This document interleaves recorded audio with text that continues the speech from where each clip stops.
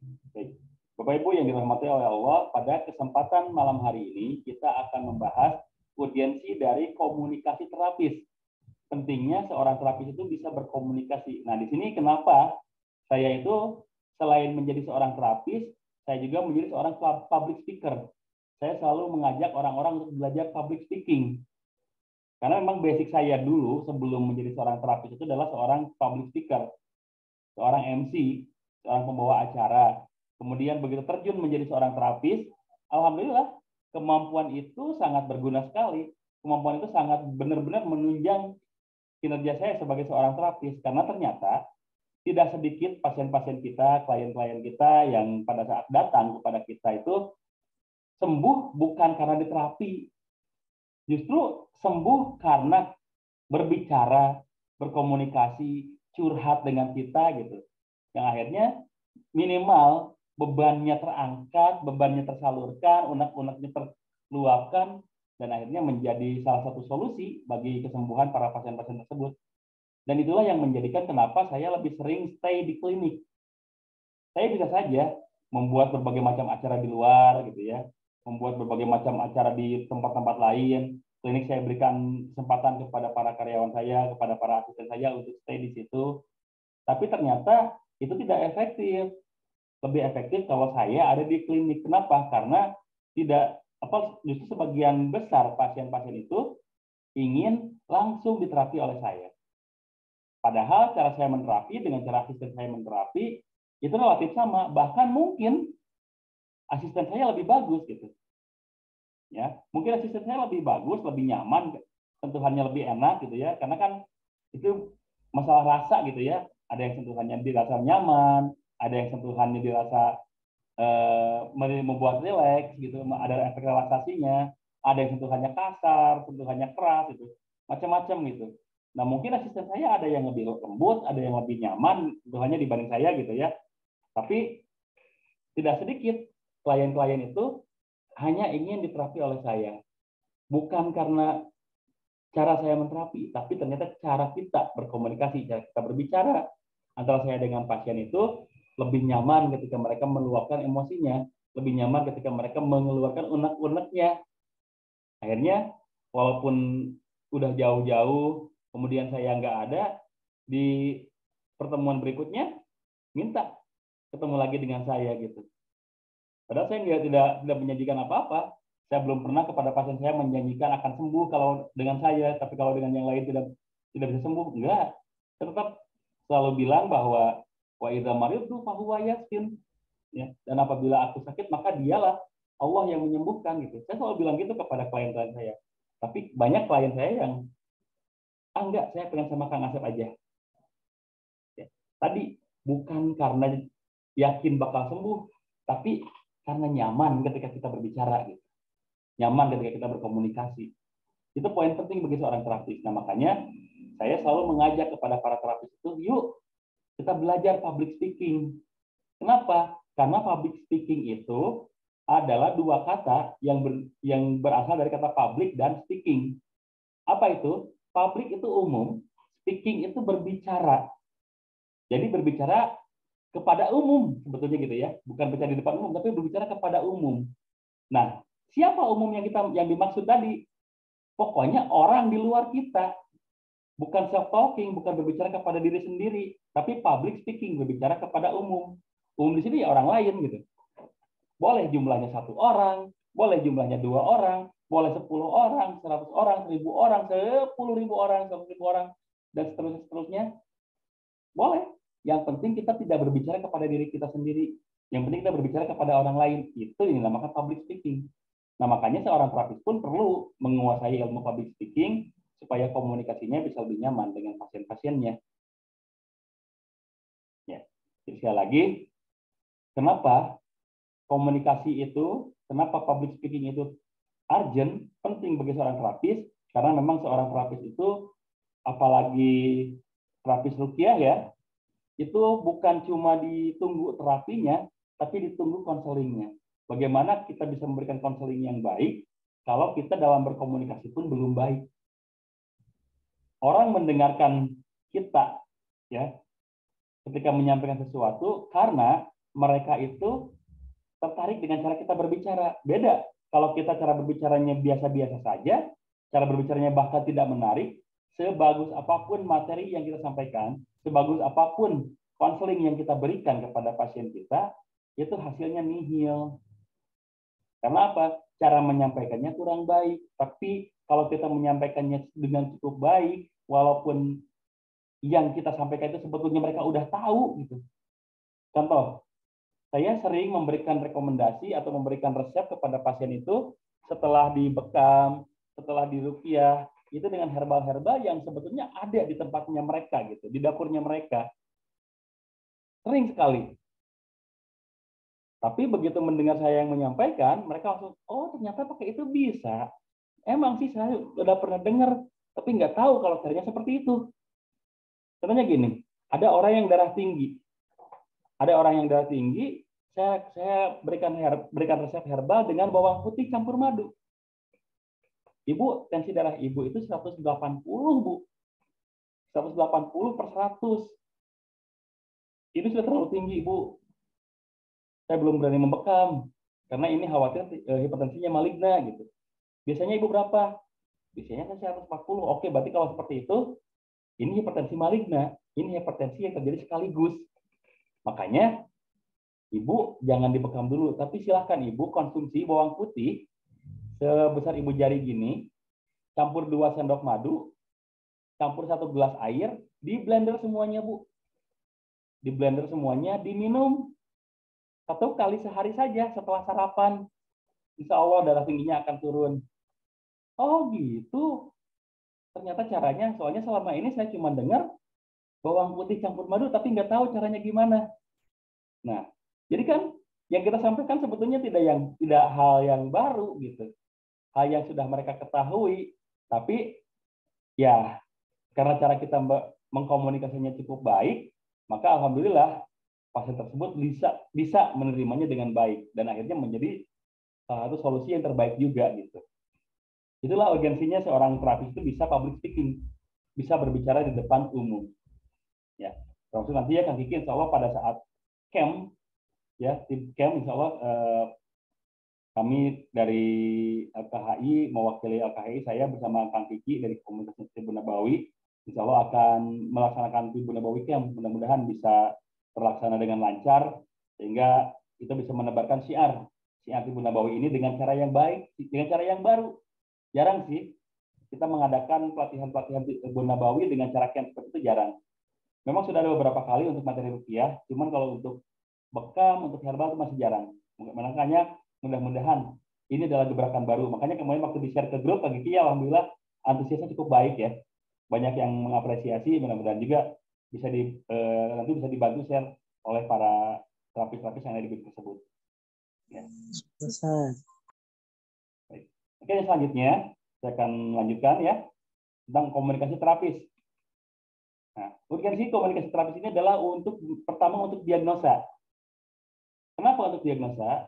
Ketika kita menyampaikan sesuatu dengan baik kepada pasien kita pada saat diagnosa, Bu, Ibu apa yang dirasakan? Bu, keluhannya apa? Bu, sudah berapa lama Ibu mengalami penyakit ini? Merasakan penyakit ini? Bu, apakah Ibu ada gejala ini, gejala ini, gejala ini, gejala ini? Itu akan mempermudah kita menyimpulkan. Beda kalau misalkan tiba-tiba, Ibu penyakitnya apa? Saya nggak tahu. Saya nggak tahu, makanya saya kesini gitu kan. Ibu, menurut Ibu, saya harus gimana? Misalkan. Apa tujuan Ibu datang sini apa? Ya berobat, gitu kan. Ya berobat gitu. Berobatnya mau apa Bu? Mau dibekam, mau diruqyah, mau dikasih herbal apa? Ya nggak tahu lah. Saya akan datang ke sini tuh mau minta solusi. Kalau memang perlu dibekamnya dibekam, perlu dikasih herbal, dikasih herbal. Itu kan kalau kita komunikasinya tidak baik, ya nantinya terjadi seperti itu. Tapi kalau komunikasi kita baik, saya akan masuk Ibu. Silakan, ada yang bisa saya bantu Bu? Iya, saya ke sini mau berobat. Oke, mau berobat. Kira-kira yang Ibu rasakan keluhan apa saja Bu? Kita kan langsung tanyakan poin pentingnya. Apa yang dirasakan? Oh, ternyata yang dirasakan ini. Oke. Coba, ibu sudah berapa lama sakit itu? Sudah lama. Kenapa nggak diobatin dari dulu, Bu? Ya, karena saya dulu sih nggak ngerasa kalau ini penyakit. Banyak ya di antara kita yang sudah sakit, tapi nggak menganggap itu penyakit. Menganggapnya itu cuma gejala biasa aja, keluhan biasa aja. Padahal itu sudah sebuah penyakit. Itu banyak. Nah, makanya kita sebagai seorang terapis perlu menanyakan sudah berapa lama. Karena itu nanti bisa membantu kita dalam mendiagnosa, oh ini ternyata penyakitnya akut, oh ini penyakitnya penyakit baru. Kalau ini penyakitnya baru, mungkin organ-organ masih belum terlampau rusak, jadi pengobatannya seperti ini. Oh ini udah lama, makanya mungkin organ yang kita sedang benar-benar tuju nih untuk terapi sudah terlalu rusak nih, makanya nanti pengobatan seperti ini. Ya, itu urgensinya. Jadi kalau kita dalam mendiagnosa sudah cukup bagus, maka insya Allah kesimpulannya akan lebih akurat yang kita dapatkan gitu. Ya. Itu urgensi pertama dalam sebuah komunikasi oleh seorang terapis. Jadi kalau seorang terapis bisa berkomunikasi dengan baik sekali lagi, maka diagnosanya pun insya Allah akan lebih akurat. Yang kedua, urgensinya itu pada saat konseling. Nah ini yang paling sering itu di sini. Apalagi kalau terapis ruqyah. Terapis ruqyah itu kadang-kadang menterapinya setengah jam juga udah beres. Diagnosa awalnya ya paling lama setengah jam juga udah beres. Tapi konselingnya bisa sampai 2 jam, 3 jam.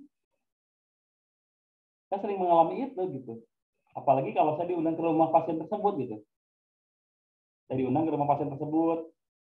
Mohon maaf Pak, Bapak ngundang di sini ada maksud apa ya? Iya, saya minta diruqyah. Oke, apa yang dirasakan?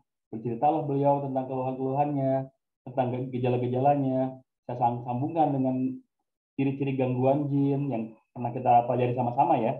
Dengan ciri-ciri gangguan ain, ciri-ciri gangguan sihir, ternyata ada beberapa yang sinkron.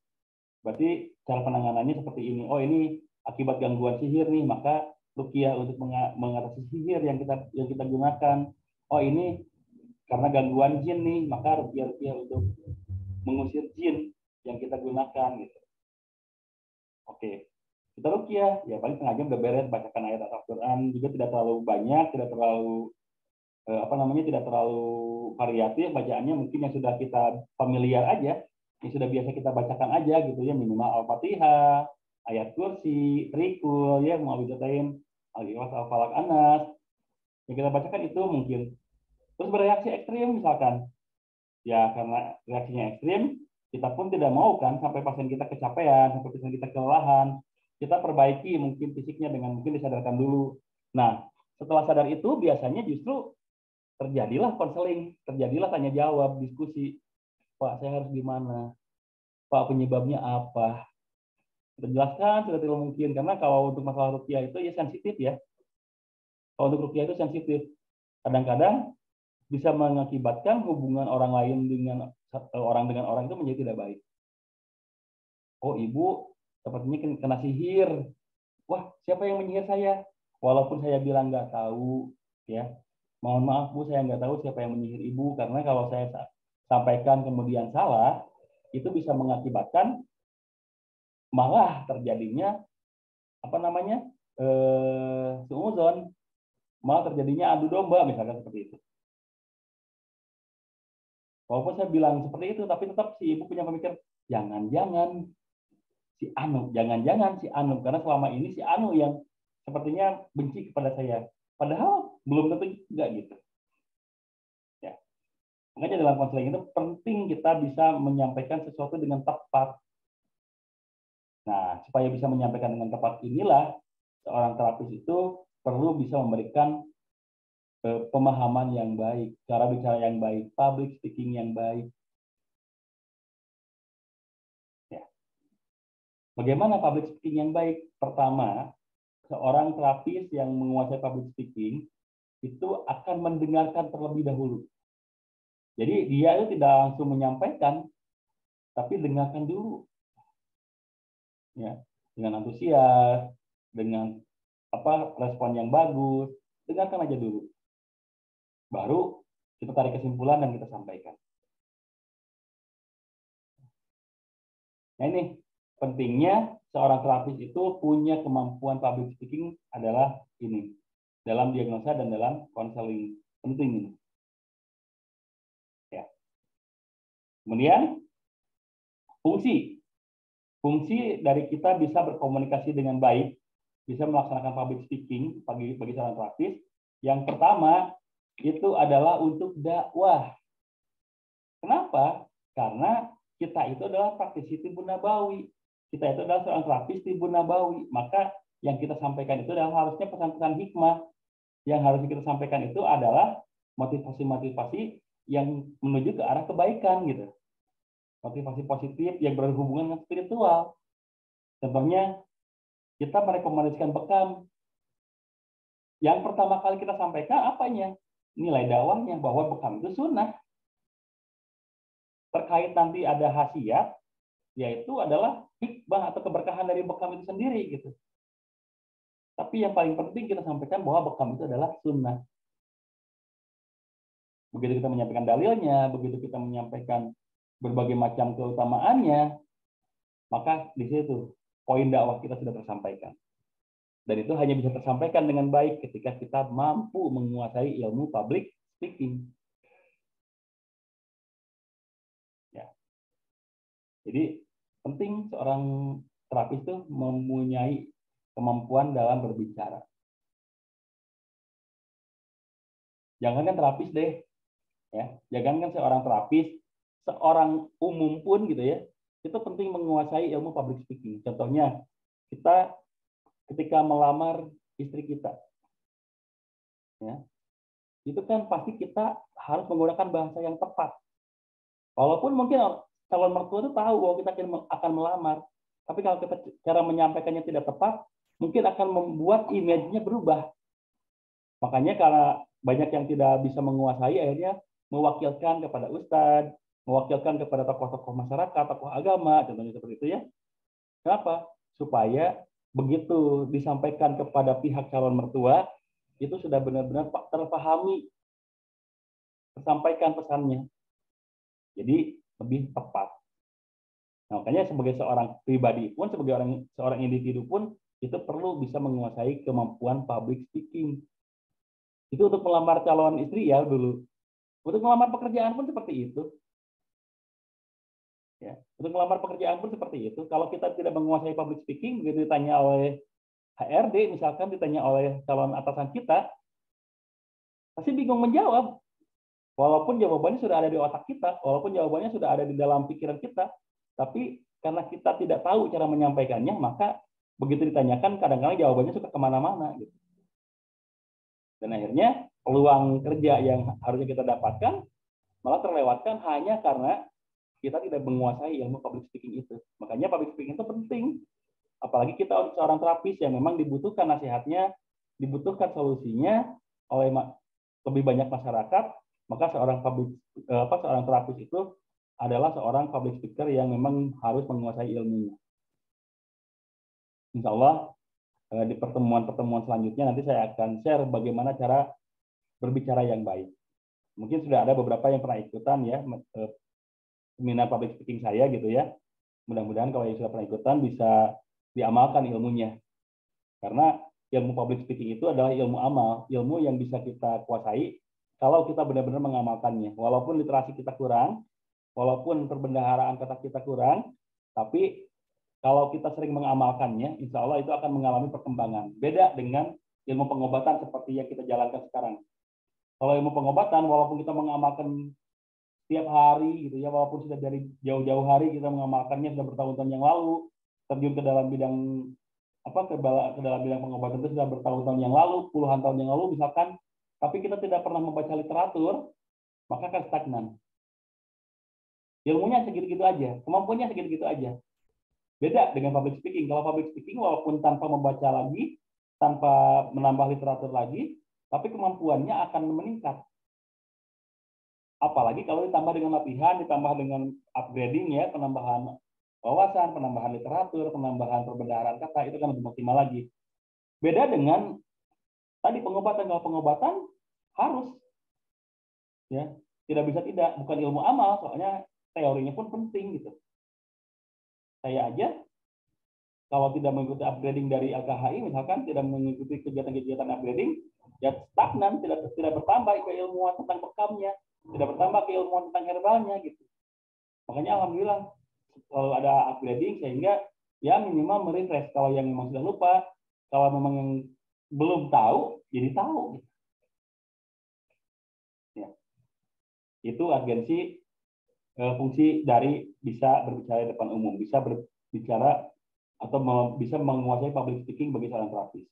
Fungsi yang kedua itu untuk mempermudah, mempercepat proses kesembuhan. Kok bisa gitu? Ya, karena ketika kita memberikan sugesti yang positif, memberikan motivasi yang baik tentang hikmah kehidupan, tentang hikmah kesembuhan, maka insya Allah akan mempermudah proses kesembuhan dari pasien itu.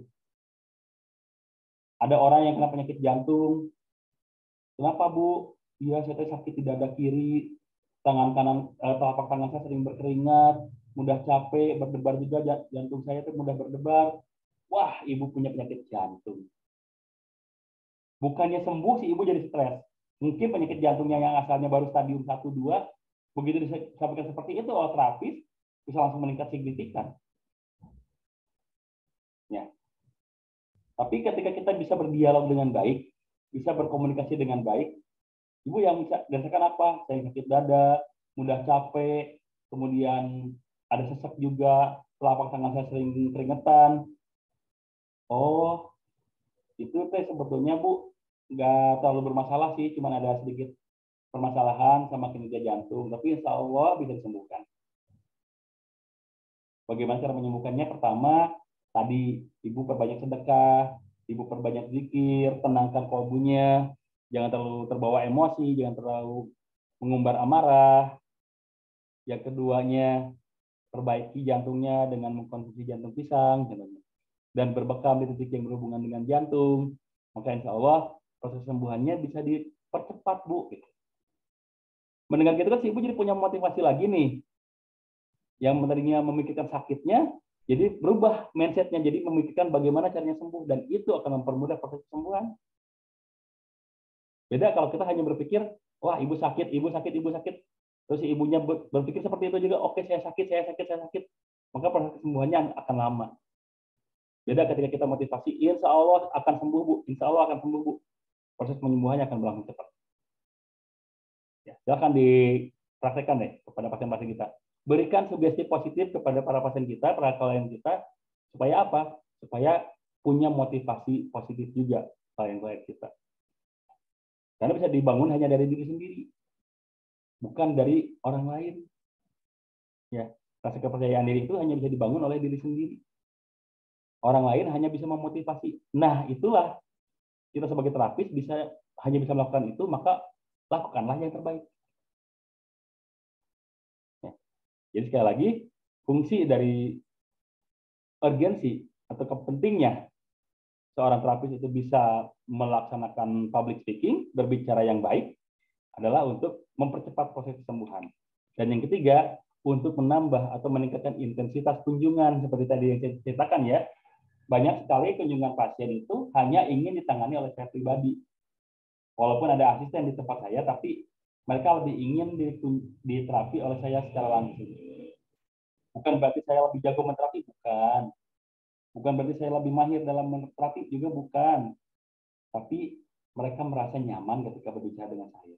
Akhirnya yang asalnya mungkin baru berkunjung saat itu, tapi begitu kunjungan pertama merasakan nyaman, merasakan lebih enak karena sering curhatnya tersampaikan dengan baik gitu ya, unek-uneknya terkeluarkan juga dengan baik, maka dia memutuskan untuk rutin datang ke klinik kami untuk berobat. Ya. Itu kan bisa menambah income bagi kita. Kelebihan kita dalam berbicara bisa menambah income bagi kita gitu. Apalagi yang kita bicarakan itu adalah sesuatu yang diperlukan oleh orang banyak. Berbicara tentang kesehatan. Ya, jadi sekali lagi, fungsi dari kita bisa berbicara dengan baik itu adalah pertama untuk mencapai tujuan dakwah kita, yang kedua untuk mempercepat proses kesembuhan, dan yang ketiga adalah untuk meningkatkan intensitas kunjungan. Yang berikutnya, cara komunikasi terapis. Cara kita berkomunikasi, cara seorang terapis berkomunikasi yang pertama dengan listening, mendengarkan. Jadi yang pertama harus kita lakukan itu dengarkan dulu. Jangan apalagi memotong pembicaraan orang lain, jangan. Menyampaikan sesuatu tanpa orang lain memberikan kesempatan pun itu tidak boleh. Seorang terapis itu hanya boleh memberikan masukan, memberikan motivasi, memberikan konseling itu ketika mereka para pasien itu sudah mulai mempersilahkan. Ketika mungkin sudah ada pertanyaan, saya harus gimana ya Pak? Apa yang harus saya lakukan Pak? Nah kalau sudah seperti itu baru kita boleh memberikan masukan. Karena insya Allah akan lebih didengar, lebih terbuka. Karena mereka sudah menanyakan bagaimana caranya. Sekali lagi, kita sebagai seorang terapis itu, yang pertama kali harus kita lakukan pada saat melakukan komunikasi adalah listening, dengarkan. Yang kedua, counseling, konsultasi. Oke. Ya, kalau konsultasi itu berjalan dua arah. Kita menyampaikan, dia pun menyampaikan, dan akhirnya ketemulah solusi yang tepat untuk kondisi yang sedang dirasakan oleh orang tersebut. Yang berikutnya, pada saat listening itu, pertama responnya harus bagus. Ibu yang dirasakan apa? Masih senyum kita. Ibu yang dirasakan apa? Ini Pak, jantung saya. Jantung. Nah, udah mulai gak senyum. Tapi udah mulai menunjukkan bahwa kita empati kepada beliau. Jantung. Kenapa Bu jantungnya? Jantung saya Pak, sudah divonis oleh dokter itu harus pasang ring sebanyak 2 buah. Kita langsung pasang wajah yang prihatin gitu. Subhanallah. 2 Bu. Iya Pak. 1 saja itu sekitar 50 juta untuk pasang ring. Ini saya pasang 2 Pak. Subhanallah Bu. Mudah-mudahan ya dengan kita bertawakal kepada Allah, berobat dengan cara yang sunnah seperti ini, Ibu berikan kesembuhan. Ibu diberikan kesembuhan, Ibu diberikan kesehatan, sehingga tidak perlu lagi pasang ring. Amin. Nah, respon kita menunjukkan respon yang baik tuh seperti itu. Si Ibu menganggap bahwa kita itu welcome terhadap kehadirannya gitu. Alhamdulillah saya diterima nih kehadiran saya. Makanya respon kita itu menentukan. Silakan Ibu, ada yang bisa saya bantu? Iya Pak, saya berobat. Oke, berobat apa Bu? Jantung saya sakit. Oh, jantungnya sakit Bu. Gitu bahkan. Iya sakit, saya sakit jantung, malah ketawa gitu. Ya, makanya kita responnya berikan yang terbaik. Dan responnya itu harus antusias. Oh gitu Bu. Iya. Walaupun cuma menjawab seperti itu, tapi sudah menunjukkan antusias kita, maka mereka akan lebih terbuka lagi ketika akan berbicara, ketika akan menyampaikan sesuatu yang ada di dalam benak mereka, di dalam pikiran mereka, di dalam kalbu mereka. Ya. Jadi silakan antusias. Oh gitu Bu. Oh gitu. Iya Masya Allah. Ya, seperti itu.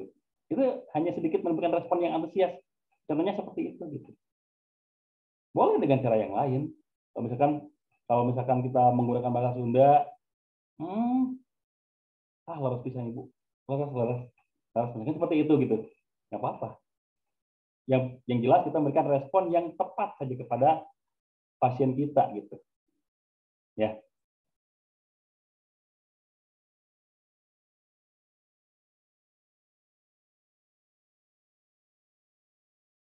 Kemudian yang berikutnya kita konseling,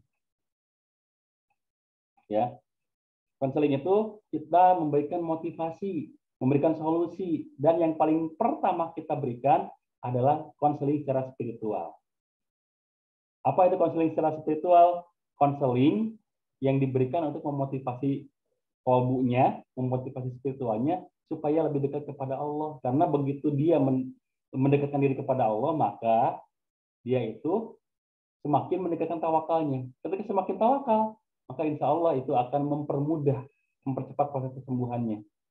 Banyak orang ketika sudah mudah berpasrah kepada Allah, justru Allah berikan kesembuhan. Banyak orang yang sudah berpuluh-puluh tahun belum diberikan keturunan, sudah kemana-mana usahanya sudah dilakukan, tapi masih belum diberikan keturunan juga, di satu titik pasangan suami istri ini pasrah, ya sudahlah, mau dikasih ataupun tidak, ini mutlak takdir Allah, kami terima saja. Justru ketika berbicara seperti itu, Allah berikan apa namanya keturunan kepada pasangan suami istri ini. Kenapa? Karena ketika dia bertawakal, ketika tawakalnya benar-benar sudah berpatokan kepada Allah, itu artinya doanya semakin ikhlas. Makanya sebagai seorang terapis, kita tuh harus memberikan konseling secara spiritual yang baik.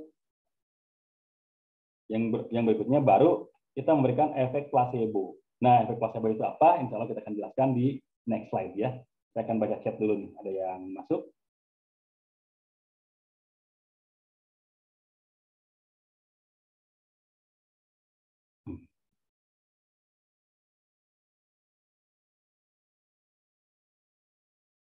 Oke, ini Bu Malvina ya. Bu Malvina, kalau saya komunikasi dengan pasien di sela-sela mereka sharing sakitnya, ada kalanya saya ijab gurau. Tidak tegang banget. Nasihat saya selalu afirmasi positif ke pasien karena Allah bilang, aku mengikuti prasangka hamba-hambaku. Oke, ini bagus ya. Memang harusnya seperti itu, Bu. Ya, harusnya seperti itu. Justru emang jangan terlalu tegang.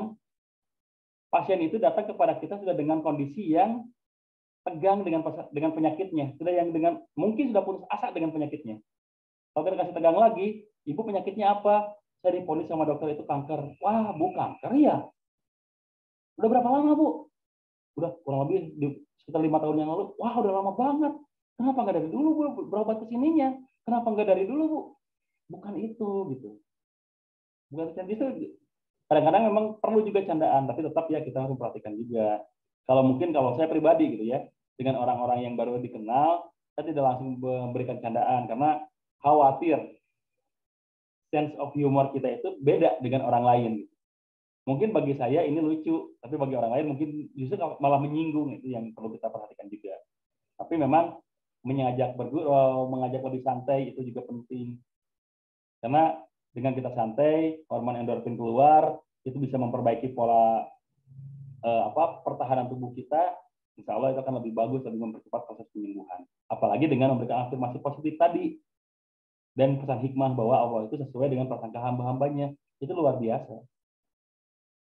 Ya, itu luar biasa. Kenapa? Karena begitu kita masukkan poin itu kepada pasien kita, kepada klien kita, terus dia hanya berpikir, iya, Allah akan menyembuhkan aku, maka disitulah proses penyembuhan sedang berlangsung. Jadi betul, memang harus diberikan afirmasi positif. Ya, kalau kita menyebutnya pesan hikmah, memberikan pesan hikmah spiritual. Memang penting. Kayaknya kalau nggak gitu, pasien-pasien kita tuh udah stres dengan penyakitnya. Maka harus dikembalikan kepada fitrahnya, yaitu kepada Allah yang maha menyembuhkan. Jadi sekali lagi, kalau Bu Malvina tadi bagus ya, memang perlu seperti itu. Kita sangat sangat hargai kalau ada pasien yang bisa sembuh dengan kalau ada terapis yang bisa memberikan solusi kesembuhan dengan cara seperti itu sangat kita apresiasi. Karena memang berarti dia paham sisi humanisme, sisi kemanusiaan, bahwa kita itu sebetulnya adalah makhluk ciptaan Allah yang memang harusnya kita kembali kepada Allah. Apapun kondisinya, kita harus kembali kepada Allah. Ya. Dan tadi untuk bisa menjadi seorang terapis yang memiliki komunikasi yang baik, kita itu harus bisa memberikan sugesti. Harusnya memberikan sugesti bahwa kita itu memberikan cara yang tepat. Memberikan solusi yang tepat. Nah, bagaimana supaya orang percaya kalau kita memberikan solusi yang tepat, maka ada efek placebo. Apa efek placebo itu? Efek placebo itu adalah efek yakin. Keyakinan dari seseorang terhadap sesuatu atau seseorang, gitu. Itu namanya placebo. Dan placebo itu bisa dibangun. Efek placebo itu bisa kita ciptakan, gitu. Contoh, saya pernah didatangi pasien yang selama dia terapi itu kemana-mana gitu ya, dia terapi kemana-mana, dia itu hanya bisa sembuh ketika dikasih herbal, ketika dikasih obat lah dalam tanda kutip ya, ketika dikasih obat baru dia sembuh. Kalau cuma diterapi saja, apapun terapinya nggak akan bisa memberikan kesembuhan karena dia itu sudah tertanam di dalam pikirannya, saya hanya akan sembuh ketika saya mengkonsumsi obat.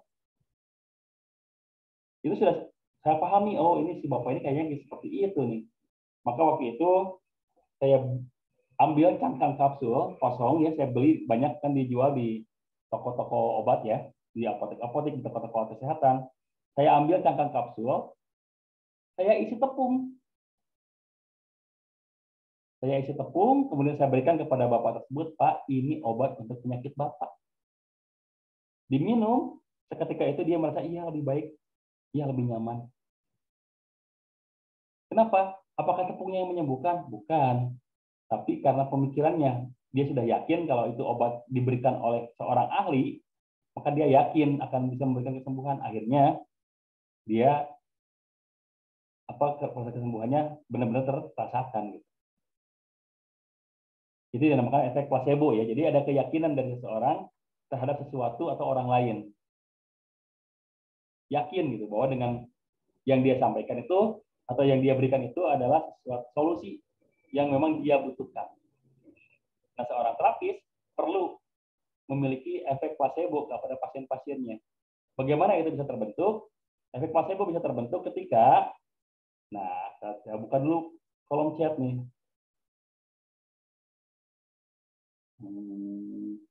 Oke. Oke, Bu Tina ya. Maaf, kamu sedang ada keperluan tojol, ini apa-apa. Yang penting menyimak, Bu ya. Nah, oke. Efek placebo itu terjadi ketika kita memang memiliki skill di bidangnya. Ya. Kita memiliki skill di bidangnya. Contohnya seorang praktisi bekam, memang kita pada saat membekam itu benar-benar memahami keseluruhan tentang bekam.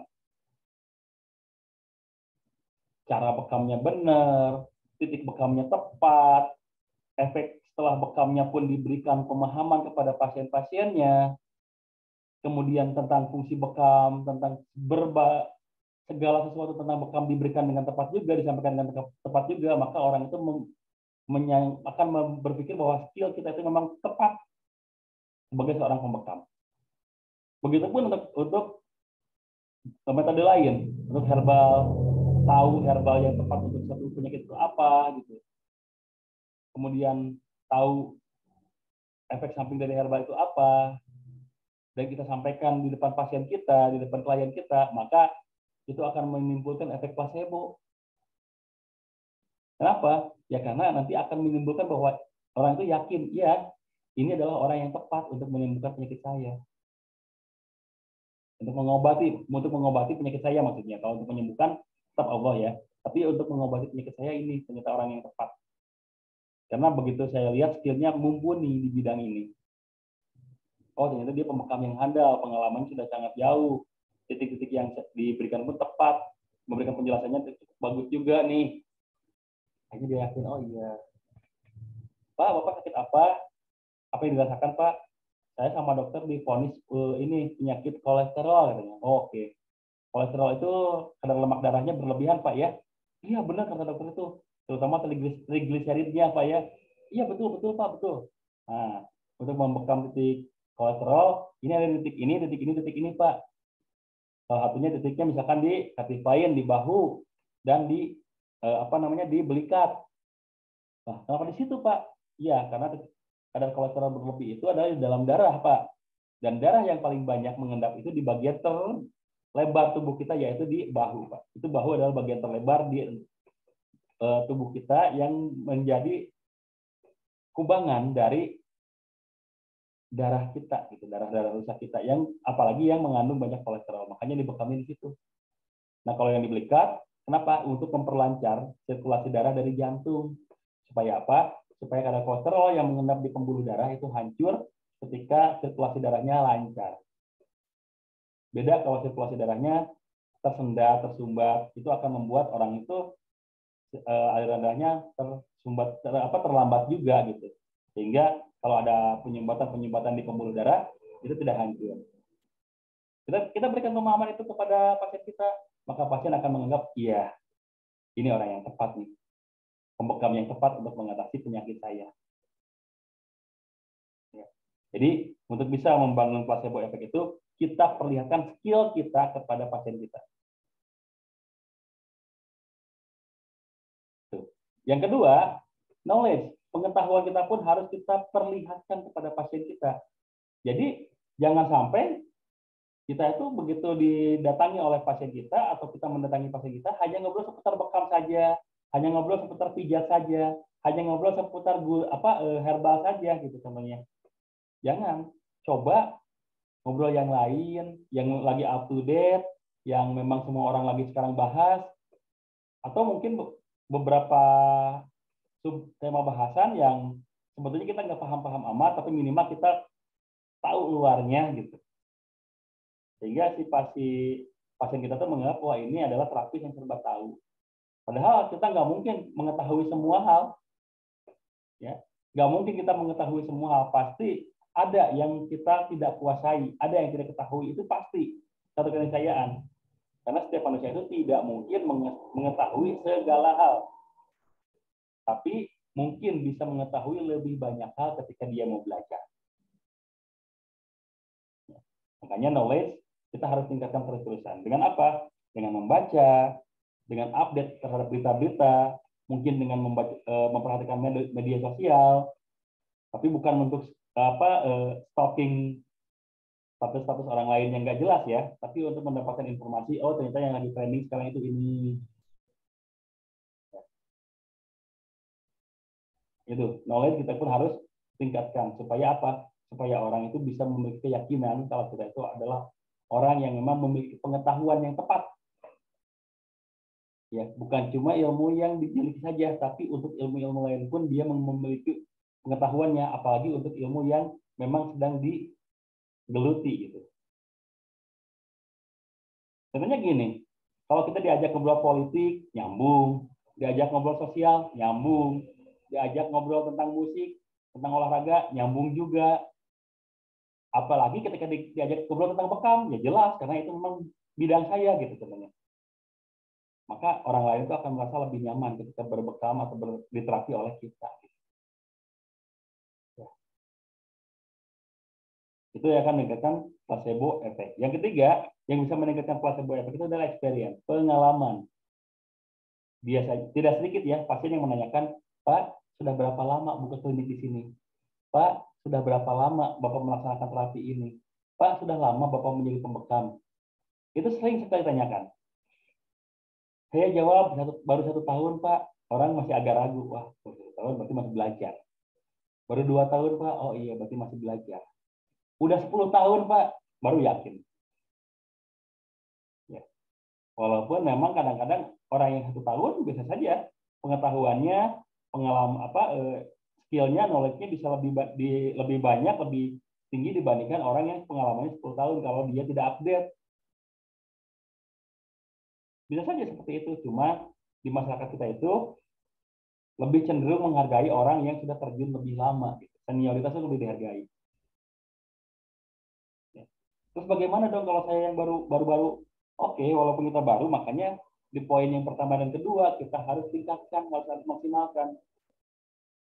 Ya.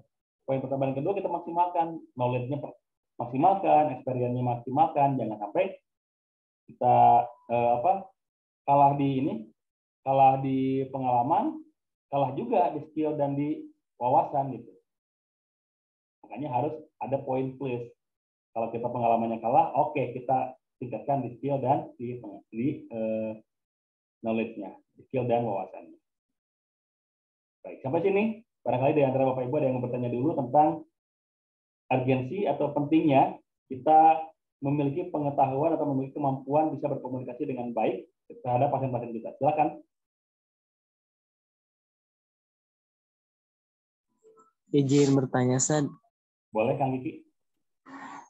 Gini, Sad. Kadang kita ketika dihadapkan dengan beberapa pasien yang dia itu istilahnya ya, Sad ya, ada pamer pengetahuan, apa yang jadi pengetahuan dirinya yang istilahnya mah udah bisa ngeblok atas pengetahuan-pengetahuan baru. Misalnya contoh ketika salah satunya saya percaya banget sama obat dokter misalnya yang nggak bisa, kalau herbal tuh menurut saya itu nggak bisa menyembuhkan. Nah, itu gimana cara penanganan komunikasinya kepada pasien yang demikian? Oke. Itu kan ada orang, berarti kalau orang yang tidak mau menerima kebenaran itu namanya sombong ya? Betul nggak Kang Gigi? Iya betul. Dengan kata lain sombong. Maka kita sombong kepada orang sombong itu diperbolehkan. Maksudnya gimana? Maksudnya, kalau ada orang yang seperti itu, maka kita menyampaikannya dengan penuh percaya diri aja, Pak. Kalau kita kalah ghost nih sama dia akan lebih merasa, ya nggak ada apa-apanya. Tapi begitu kita menang ghost, dia akan berpikir ulang untuk bisa menyombongkan dirinya. Dan kalau memang kasus seperti itu saya juga sering merasakan, sering mendapat gitu ya. Herbal makan proses penyembuhannya juga lama. Beda dong sama obat kimia. Kalau kimia itu kan proses penyembuhannya cepat gitu. Saya kan harus sombong juga kepada orang tersebut karena dia sudah merendahkan herbal. Bukan merendahkan kami sebagai herbalisnya, tapi merendahkan herbalnya. Oke, Ibu, kalau menurut Ibu herbal itu lama proses penyembuhannya, herbal apa yang sudah Ibu konsumsi? Wah, udah berbagai macam herbal. Kalau herbal ini udah belum? Belum sih. Nah, kalau herbal ini belum, Bu, Ibu nggak bisa mengatakan seperti itu. Kenapa? Karena herbal ini, contohnya gitu ya, karena herbal ini itu kadar omega 3-nya, misalkan kalau untuk saraf. Saya contohnya sedang mempromosikan pegagan nih. Kadar omega 3-nya bagus, Bu. Antioksidannya bagus, zat besinya bagus. Dan nanti keterserapan di dalam tubuh kalau dicampur dengan madu itu sangat luar biasa, Bu. Makanya kalau Ibu mengkonsumsi ini dengan baik, insya Allah dibanding obat kimia akan lebih cepat penyembuhannya dengan ini. Dengan catatan Ibu mengikuti dosis yang saya sampaikan. Ibu mengikuti tata cara konsumsi yang saya sampaikan. Insya Allah, Kang Kiki, orang seperti tadi akan merasa berpikir ulang. Ternyata gitu. Berarti harus lebih sombong tadi. Iya, makanya lebih sombong aja. Karena dalam Islam itu sombong kepada orang sombong itu diperbolehkan. Yang tidak diperbolehkan itu adalah sombong kepada orang-orang yang memang tidak boleh kita sombongi. Contohnya ada orang yang, mohon maaf ya, ada orang lapar, kita menyombongkan makanan kita, itu nggak boleh. Ada orang yang, mohon maaf, mungkin sampai usia agak sedikit lanjut, belum menikah, kita menyombongkan tentang kehidupan rumah tangga kita. Itu nggak boleh, karena itu akan menyinggung perasaannya. Tapi kalau ada orang yang sombong, mungkin di hadapan kita sikat lagi dengan kesombongan kita, itu diperbolehkan. Kenapa? Supaya dia tidak bisa berlebihan lagi sombongnya. Kalau kita biarkan, diam ketika ada kezaliman itu, justru kita mendukung kezaliman tersebut. Gitu kan. Makanya untuk orang yang sombong, yang memiliki blok ya terhadap kebenaran, kita lebih sombong lagi nggak apa-apa. Siap, Ustaz. Jazakallah khairan. Ya. Baik, silakan yang lainnya. Mungkin ada yang mau bertanya juga.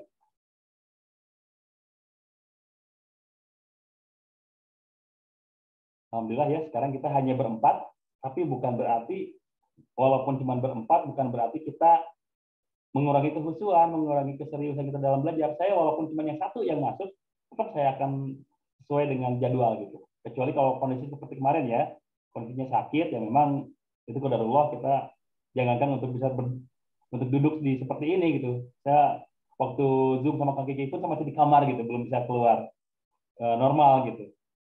Ya. Jadi walaupun kita cuma berempat, alhamdulillah. Dok, boleh saya bertanya? Boleh silakan Bu Martina. Gini, kan basic saya ini kan kalau di kampung itu tukang pijit bayi, tukang urut bayi, sama ibu-ibu melahirkan. Nah, apakah boleh dijadikan satu, Pak, metode bekam kita yang dari ilmu dari Bapak ini dengan pijat yang saya sudah kuasa, bukan kuasa sih, yang sudah otodidak keturunan dari leluhur gitu. Bisa nggak ya Pak, kira-kira dijadikan satu gitu? Ya boleh Bu. Justru pijat dengan bekam itu salah satu metode yang cukup bagus juga gitu. Sangat bagus. Contohnya kalau ada orang yang memang memiliki stagnansi darah, darahnya beku gitu ya. Dipijat dulu sama ibu supaya aliran darahnya lebih lancar, kemudian dibekam supaya toksin-toksin itu sudah diperbaiki Bu. Oh. Makanya ya mau disinergikan gitu ya, disinergikan antara bekam dengan pijat itu sangat bagus, sangat diperbolehkan. Karena tidak sedikit ya terapis-terapis bekam itu sebelum membekam dia memijat dulu, itu wow, efeknya dahsyat Bu. Oh, oke. Enggak, takutnya kan ada yang bilang kayak Mbak Novi kemarin bilang, oh nanti kamu belajar pijat, ada metode pijat biar kamu dapat ijazah, kata dia, sertifikat. Terus saya bilang dengan dia, pijat sepahaman saya itu nggak tahu ya, pijat pakai sertifikat itu.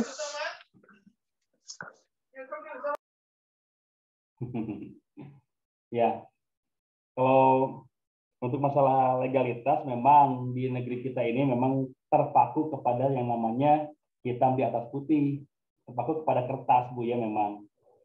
Jadi kalau misalkan Ibu walaupun sudah mahir pijatnya tapi tidak ada sertifikat pembelajaran, memang di kita pertama masyarakat memang sedikit agak meragukan. Yang kedua, pemerintah juga memang ada sedikit keraguan juga, bukan keraguan tapi ada sedikit sanksi juga gitu.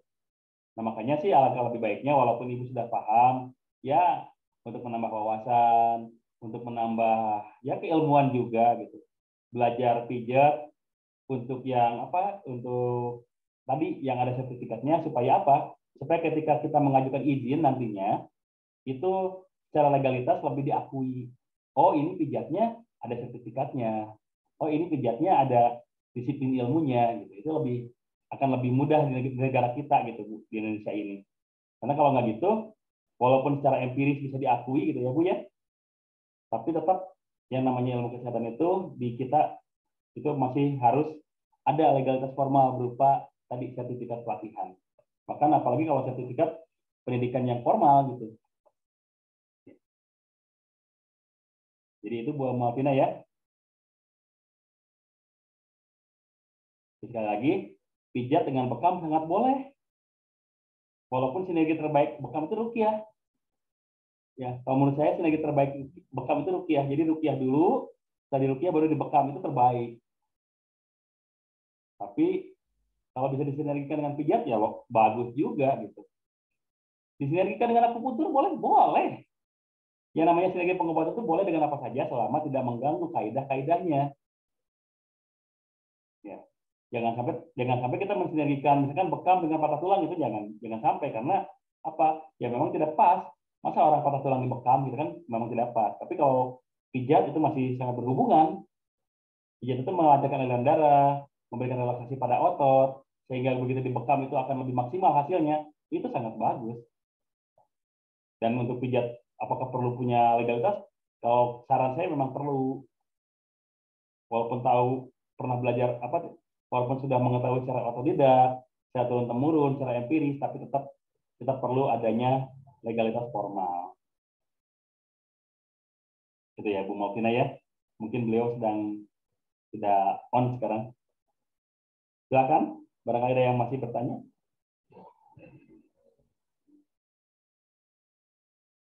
Oke. Baik, kalau memang tidak ada yang tanyakan lagi, saya akan review pertemuan pada kesempatan malam hari ini, yaitu kita di sini seorang terapis. Apapun terapi yang kita laksanakan sangat penting. Terapi-terapi apapun yang kita jalankan itu memang sangat penting. Tapi alangkah lebih bagusnya, alangkah lebih efektifnya kalau ketika melaksanakan terapi kita dibarengi dengan kemampuan kita berkomunikasi. Kenapa? Karena dengan komunikasi tidak sedikit pasien-pasien itu bisa memperoleh kesembuhan lebih cepat. Akibat sugesti positif yang kita berikan. Ketika kita menyampaikan sesuatu yang baik kepada pasien kita, ketika kita memberikan sesuatu yang tepat kepada pasien kita, maka itu bisa memberikan efek penyembuhan yang lebih cepat. Contohnya, ada orang yang kena penyakit jantung, kalau kita sebutkan ibu penyakit jantung itu berbahaya, maka ibu itu stres dan mungkin jantungnya akan lebih parah. Tapi begitu kita mendengar ada orang yang sakit jantung dan kita berikan pemahaman bahwa ibu tenang aja, karena semua penyakit ada obatnya, termasuk penyakit jantung yang sekarang sedang ibu rasakan, dan seperti itu. Minimal si ibu itu punya harapan untuk sembuh. Oke, kalau gitu gimana cara penyembuhannya? Baru kita berikan yang 3 ini. Skill kita perlihatkan, knowledge kita perlihatkan, experience kita juga perlihatkan, maka orang itu langsung mendapatkan keyakinan, iya, saya berada di tangan yang tepat. Kalau saya berada di tangan yang tepat, maka insya Allah proses penyembuhan pun akan lebih cepat. Itulah kenapa seorang terapis perlu memiliki kemampuan berbicara. Dan itu disebut public speaking. Public speaking terapis itu bukan berarti seorang terapis harus berbicara di depan banyak orang. Karena tadi, yang namanya public speaking itu adalah berbicara di depan orang lain. Walaupun cuma 1 orang, itu sudah public speaking. Yang penting bukan self-talking, bukan berbicara kepada diri sendiri. Nah itu, kalau sudah berbicara di depan umum, di depan siapapun itu, saudara kita, keluarga kita, teman kita, sahabat kita, tetangga kita, walaupun cuma 1 orang di depan kita, itu sudah public speaking. Poinnya di situ ya.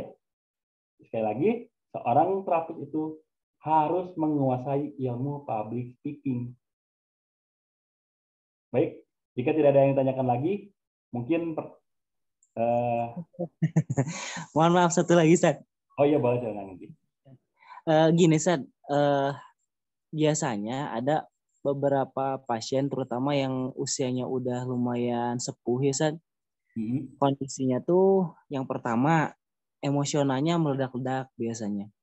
Terus setelah itu jadi kayak bebal, terus egois, istilahnya kalau dalam bahasa Sunda kamana karep sorangan gitu. Jadi emang nggak bisa dikasih masukan gitu. Terus ya tadi gampang marah misalnya. Nah, untuk komunikasi pada pasien yang kasusnya demikian bagusnya gimana, San? Oke. Itu hanya bisa diatasi dengan sabar kan. Hanya bisa diatasi dengan sabar. Karena memang untuk menghadapi orang tua itu pertama ya, kemampuan otak dalam mencerna itu memang sudah terbatas. Kita tidak bisa memaksakan seperti orang yang sudah kenyang makan, kita kasih makan terus-terusan itu memang akhirnya akan muntah gitu. Sama kepada orang tua tersebut gitu. Kita hanya bisa memberikan pemahamannya dengan sabar, walaupun kita sebetulnya dengan ribet, dikasih tahu susah banget sih gitu. Iya betul. Tapi ya kita tahu yang namanya orang tua itu kembali kepada anak-anak gitu ya, kembali kepada kehidupan anak-anak. Jadi ya kita hanya bisa memberikan dengan sabar, seperti halnya kita memberitahu kepada anak-anak ya, kita kan nggak mungkin ngasih tahu, awas itu panas gitu. Tapi kita ngasih tahu, hati-hati deh itu panas, hati-hati deh itu panas. Begitu dia memegang dan merasakan, baru kita tuh kan panas, baru gitu kan. Sama kepada orang tua yang seperti itu pun, karena memang sudah pola pikirnya sudah kembali kepada anak-anak, maka hanya bisa diberikan dengan kesabaran. Dan yang kedua, jangan lupa, hanya kita bisa mendoakan kepada orang tua yang sudah lebih tua gitu ya, maksudnya hanya bisa mendoakan. Mudah-mudahan dengan apa yang kita sampaikan tadi gitu ya kepada orang tersebut, saat itu memang belum diterima karena tadi pola pikirnya masih belum memungkinkan untuk menerima gitu. Tapi begitu kita menyampaikannya dengan sabar, kita menyampaikannya dengan doa juga, maka insya Allah mungkin sekarang tidak diterima, tapi tiba-tiba, oh ternyata benar ya yang disampaikan oleh si AA itu gitu. Bisa jadi seperti itu. Saya pernah mengalami juga, begitu dikasih tahu sama saya, Ibu mohon maaf, Ibu tuh kena asam urat, maka Ibu jangan makan sayuran-sayuran segar yang mentah, harus dimasak sempurna dulu. Ibu jangan makan kacang-kacangan, Ibu jangan makan jeroan, Ibu jangan makan ikan asin yang terlalu banyak karena kadar purin Ibu tinggi, tensi darah juga Ibu tinggi. Apa yang dia bilang? Terus saya harus makan apa gitu?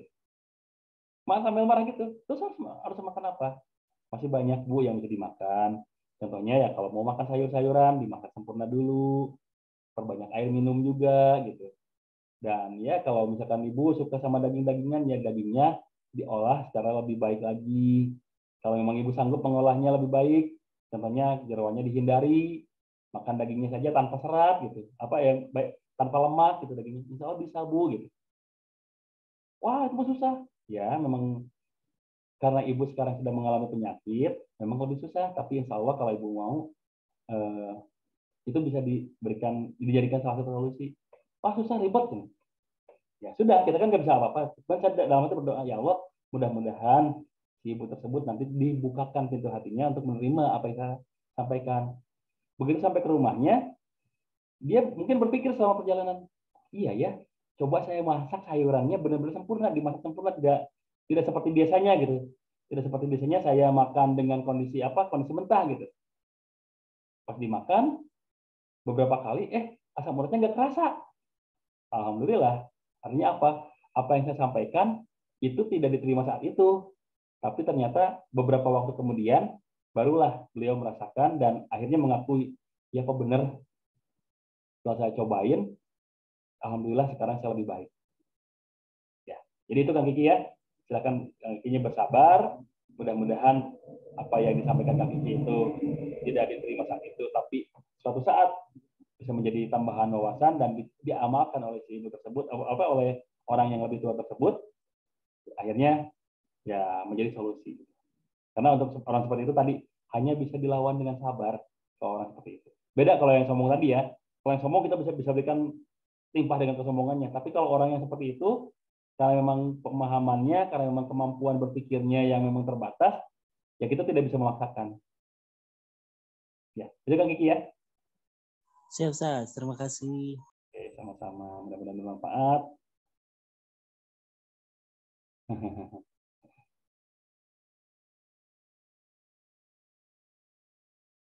Oke, untuk tadi ya, untuk masalah pijat bayi ya, sertifikat pijat.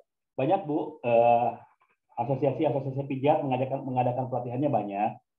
Ya, tapi ingat, walaupun Ibu sudah mungkin puluhan tahun ya mengetahui tentang pijat, begitu Ibu mengikuti pelatihan pijat, maka anggaplah Ibu itu benar-benar baru mengetahui tentang pijat. Untuk apa? Untuk menghargai gurunya, untuk menghargai pengajarnya. Banyak di LKHI sendiri banyak terapis-terapis pijat yang memang berpengalaman, yang bisa memberikan ilmunya, dan itu merupakan trainer resmi LKHI, jadi bisa nanti Ibu ikuti pelatihannya supaya dapat ya sertifikatnya. Kenapa?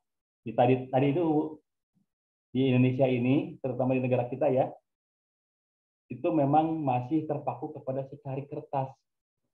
Kalau memang tidak ada kertas tersebut, seolah-olah kita itu belum menguasai. Padahal tidak sedikit loh orang yang bergelar, mungkin gelarnya sudah S1, S2, S3, itu tidak bisa mempraktekkan ilmunya. Beda dengan orang yang praktisi. Ya. Contohnya, sarjana ekonomi itu di negara kita tuh banyak sekali. Banyak sekali sarjana ekonomi. Tapi banyak juga yang tidak bisa mengamalkan ilmu ekonominya. Jadi terjun ke masyarakat, melihat permasalahan ekonomi di masyarakat, gitu ya. Tidak bisa mengamalkan ilmunya. Tapi seorang praktisi ekonomi, pengusaha lah dalam tanda kutip, seorang pengusaha walaupun dia cuma tamatan SMA, terjun ke masyarakat, membuka usahanya sukses. Kenapa? Karena dibesarkan oleh pengalaman. Itu banyak. Tapi tetap negara kita adalah negara secari kertas. Jadi lebih mengapresiasi mereka yang punya secari kertas legalitas formal tersebut. Jadi ya saran saya, Ibu tetap ikut saja pelatihannya. Untuk apa? Ya pertama sih tetap untuk mengikuti menambah wawasan, karena ilmu dari nenek dari umur 12 tahun itu sudah sangat terasah gitu ya, tapi mungkin ada ilmu lain dari orang lain. Ada ilmu baru dari orang lain, sangat mungkin sekali. Yang kedua tadi untuk bisa mendapatkan legalitas formal. Ya.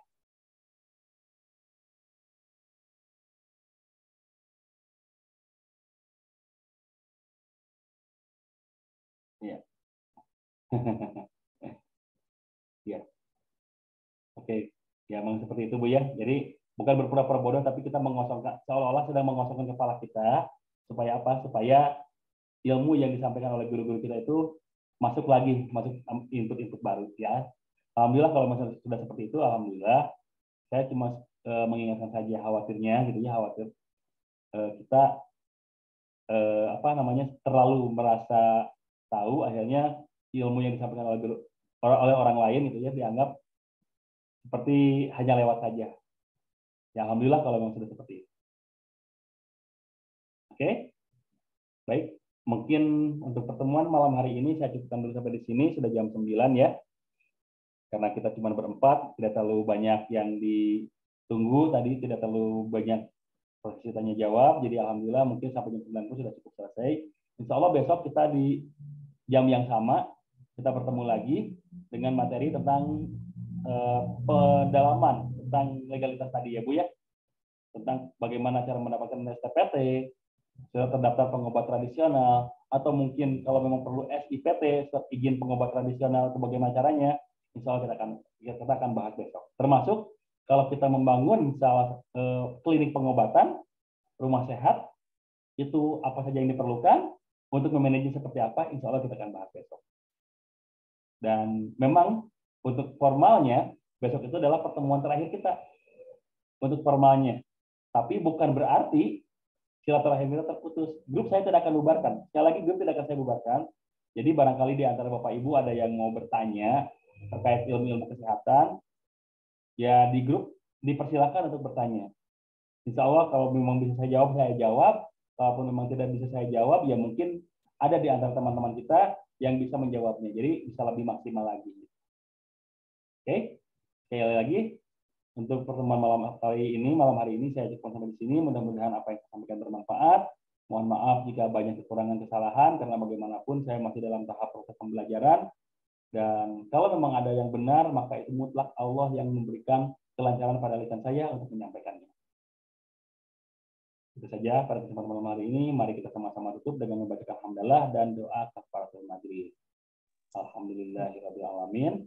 Subhanakallahumma wa bihamdika asyhadu an la ilaha illa anta astaghfiruka wa atubu ilaik. Terima kasih. Akhirul kalam, wabillahi taufiq wal hidayah. Assalamualaikum warahmatullahi wabarakatuh. Waalaikumsalam warahmatullahi wabarakatuh. Ya. Izin di end Bapak Ibu ya.